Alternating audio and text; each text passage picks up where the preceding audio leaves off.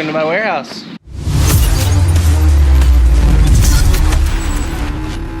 Welcome into another episode of MPtv Cribs. Today I've got Caleb Sells with me. Just started up a YouTube channel, so make sure to go follow him down below. That'll be first link in the description.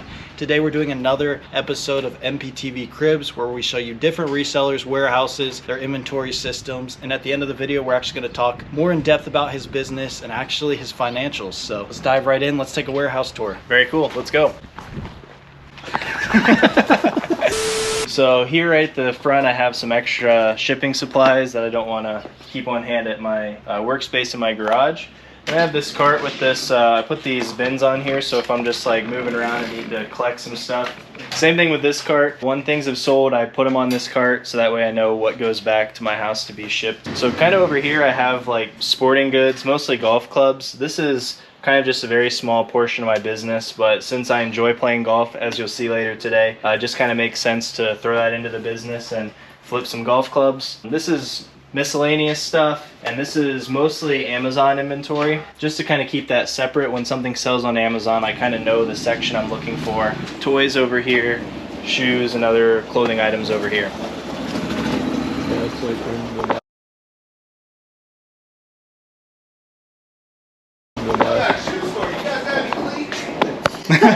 What size? 11 and a half, 12. Oh, at my house. They're not ready yet. Oh, okay. I'm listing them. You're listing them? Yeah. He needs a pair of football cleats. Football cleats? Yeah. Size 11? Yeah, size 11, 11 and a half, 12. Okay, I think I only have 11 right now. Okay. You want to sell some cleats? I don't have any. yeah, but I'm cleats back right in now. Columbus. Oh, you're in Columbus? You Yeah, gotta I'm ship in them up. Columbus. Ship them up here. I'll see what I have. Is that much money in Reselling. reselling? Yep. Shoes? Okay. That's my world. What do you guys have in 11 and a half, 12 right now? Let me see what I got. I'm just looking in here. Yeah, you can look. I'll see what I have listed. That's the easiest way for me to find it. I don't remember what I have. Man, this is like a garage sale in here. It's the opposite of a garage sale. Well, I know. This all came from a garage sale.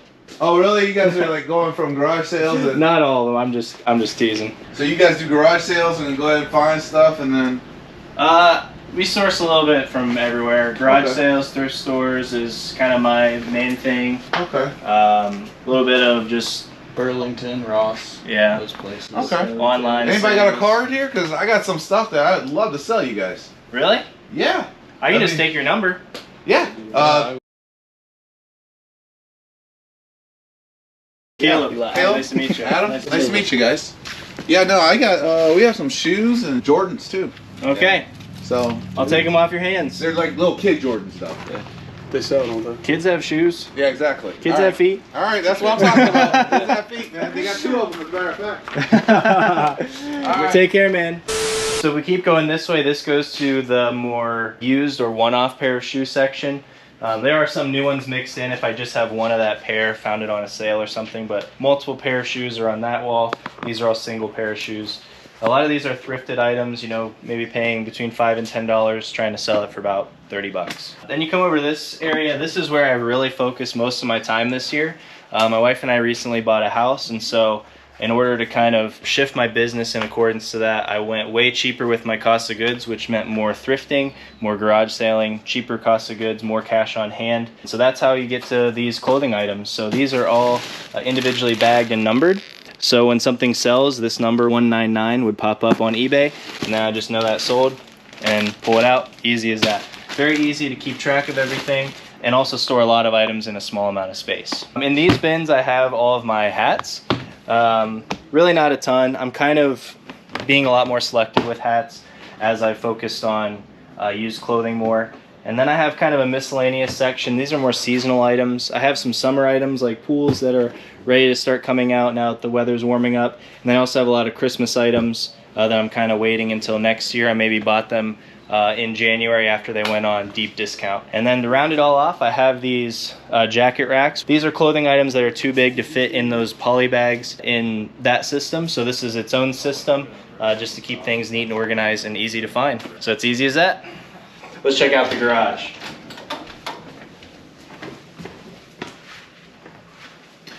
So right here, we'll start with my listing station. I use this for my clothing. So I have all my clothing piled up here, and this has already been prepped. I lay it flat so that it kind of like naturally gets the wrinkles out. And then I pull this back. And then I can come in here and throw this on the listing station and basically be able to do this without bending over to save my back. So that's for clothing. For other items, hard goods, shoes mostly, I have this photo station. I kind of modified this setup, put a table here so that I could be at, you know, standing height. And then I have my nice white background, really easy to get clear photos. I kind of stack up what I'm listing over here, kind of same as the other setup. Right to my left is my inventory, goes into the photo station, and then gets ready to go to my storage unit to wait to be sold. Right over here I have a desk set up. So I have this standing desk for when my computer's here working on shipping. I have my label printers right underneath, and then miscellaneous shipping supplies, different little gadgets, writing utensils, anything I might need to get my packages out the door. Pack everything on here, and then this is just kind of a little staging area. Things that need to go to my storage unit I put on this table or on this rack, so I know when I'm going out the door I can load it up, get it out of here, and then when it comes back in to be shipped out, it comes on here, packed up right into the trunk. Let's check out the office. So this is my office setup. This is where I do all my listing. I have this huge monitor. It's definitely not a necessity to my business, but it is something that helps me list really quickly and efficiently and makes it a little more fun in the process. If I want to watch something while I'm listing, I can throw that up on the side of the screen and still have enough space to do what I need to. When I'm trying to be most efficient, I set it up into 3 little sections. I have my photos on one side, a listing eBay window on the middle, and I have my research tab on the left if I'm looking up like style names of different clothing items or researching prices, things like that. And I leave all my essentials out on my desk. And my biggest game changer I just implemented was a daily planner calendar. I write out everything I'm going to do that day, how many I listed every day, and how many I have scheduled for the days coming up, listings to go live, so that way I never miss a day of listing. My name's Caleb. I go by Caleb Sells on social media, and I'm a full-time reseller. So I mainly sell on eBay, and I also sell on Amazon. Last year I sold on Poshmark, but this year I'm dropping that from my platforms. Team no Poshmark. So how did you start reselling? So I actually started my entire business from just selling a pair of boots from my wife and I's closet. She had some hunter boots that she wasn't wearing anymore. I put them on Facebook for 40 bucks and I sold them the same day. And just from there, I just kept trying to double that $40 over and over and over again until it was a sustainable business. I think I got the idea just from stumbling upon a YouTube video. I started, watching a few other people, and I was so nervous to list my first item. And then once I did, you can't go back when something sells, and you got to ship it out. So you just ship it out and start rolling from there. And we saw during your tour, you sell a lot of used items. You do some online and retail too, right? Yes. So this year, because my wife and I bought a house, I'm choosing a model that's just a little bit cheaper to run so I can keep some extra cash on hand. So that's why I've really leaned into the thrifted clothing and shoes this year. So my plan is to just keep grinding away at that, stacking that inventory, as Adam would say, and then picking up more of the home run deals along the way. Instead of going for that lower margin stuff at high volume, I'm just kind of swinging the bat on the fastballs and trying to hit those home runs. So what's some advice you would give to a beginner? Yeah, my best advice when you are first starting out is just to keep your business money in the business as long as possible. Start this as a side hustle. You don't have to jump in with both feet. Dip your toe in the water. And I would also really recommend when you first start from the very beginning, just keeping a really simple spreadsheet or even a notebook and pencil log so you can see exactly what you make on each item after all the fees and everything, because you'd be surprised how much or how little you are making. And it's also really good to have that tool when you're talking to maybe your spouse or partner or parents or somebody, so you can really show them no, this is really working. And that gave me the confidence to make better, more expensive buys, to buy with confidence and to list with confidence, because I had the information in front of me knowing that I was actually making money. Yeah, we see a lot of people in this game like not even realizing they're losing money. So budgeting and making sure you're actually making a profit, knowing what your profit is, I think is a huge part. And that sounds like that was a big thing and that helped you scale. So are you still scaling your business? I think we're always trying to scale our business in one way or another. For me, I'm trying to reduce the amount of time I'm working while maintaining the same income and still increasing it. With the shift in business model, that still is requiring some scaling to get to the volume just because the sales price is a little bit lower than what I'm used to. But I'm well on my way, and I think I want to just keep it a solo operation for a while.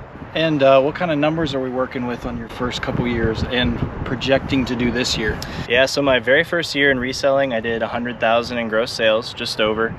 And then last year was my first year being full-time for the entire year, and I did 280,000 in gross sales. But going forward, I think my goal is just to be around the same number, but maybe increase the margins a little bit with a little more experience. So a little bit more profit, but that volume and that amount of sales is plenty to make a good income on. So we kind of already toured your area and we saw that you have everything organized very well. Use a storage unit, use your garage, places in your house. How would you recommend resellers stay organized with their inventory? I would say the biggest thing is just starting with some type of inventory system. It doesn't have to be the thing that you use forever, but when you first start and it's small, it seems like you don't really need an inventory system, but implementing it at the start is really key for growing and scaling. And when you get to that point where it's too much to handle, you're going to be at so much volume it might cause a problem. So starting at the beginning, I recommend bin systems at the beginning because that's very simple. It only takes a letter to slap it on a bin and throw everything in a bin. But if you are serious about clothing, I would recommend the sequential numbering system like we saw in my warehouse. It saves me a ton of time every single day, so I can't recommend that enough. So thank you guys so much for joining us on this tour of MPtv Cribs. There's money to be made everywhere, guys. Let's go get it. Thank you for watching The Millennial Prophet.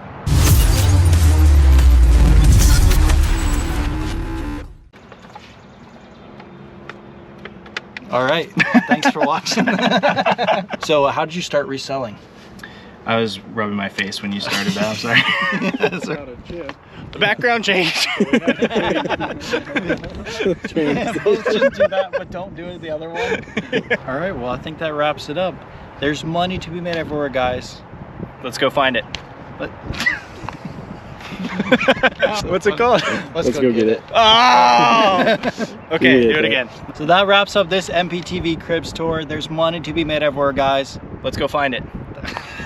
Let's go get it. Is that it? Let's go get it.